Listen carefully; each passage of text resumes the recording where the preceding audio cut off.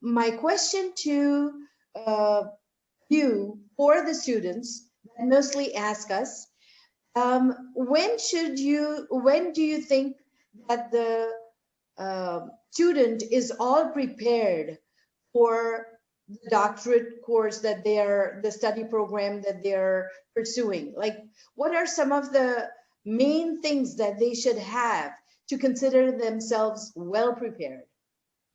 Yes. So first, the master's degree. So they should have the degree ready. Sorry, just a second, my phone rings. So master's degree, 2 reference letters from other professors. For example, the supervisors of the master thesis can be used as referees for a short reference letter. Then if they are English natives or they have an English language master degree, then there is no additional test like TOEFL or IELTS necessary. If so, then they need these tests, one of the tests. But I would say for you students, it's not necessary. And a CV, that's all, plus the proposal we discussed. So the proposal, of course, is a core part. And what else is important at the moment? We have 2 British partners, and you might know there is a Brexit. So Great Britain has left the European Union.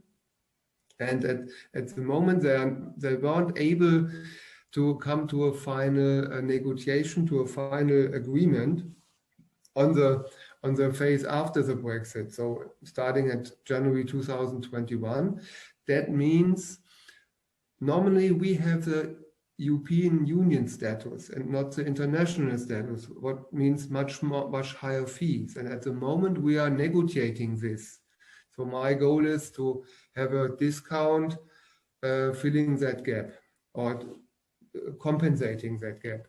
But unfortunately, at the moment, we still have to wait. And in January, I will have more information. So that is a little problem at the moment, but I'm quite sure there will be a follow-up agreement on that because both sides are interested to continue. Therefore, at the moment in December, it's a little difficult, but in January, I hope so it will become better. Okay, thank you very much, Dr. Rommel.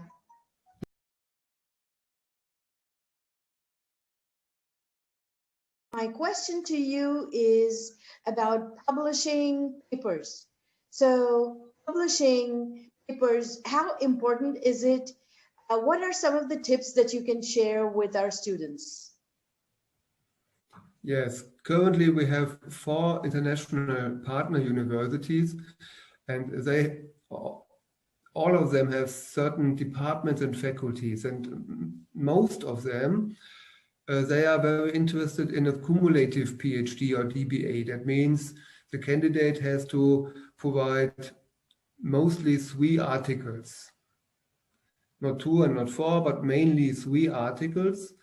Or the articles doesn't have to be published, but they must be available for publication.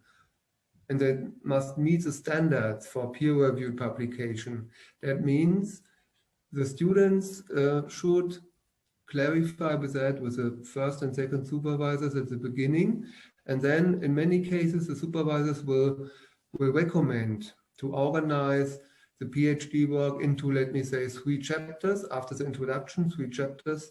And these chapters then will mirror or will reflect the content of 3 articles. And at the end, when you are able to provide these 3 chapters as a publishable content or contribution, then they can start the examination process. Thank you, Dr. Rommel. Is it possible to apply for a doctorate without having published papers?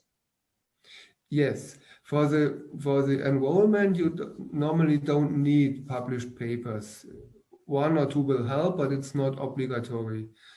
Only for the procedure of PhD or DBA, you need, in most cases, those 3 articles.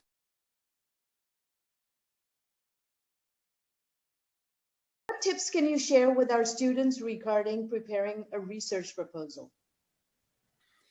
Yes, as the students might know, we, ISM, are a junior partner in our programs. That means our partners like Strathclyde in Great Britain, or Newcastle School, or Ramanlul in Spain, they are the main, they will provide the first supervisors.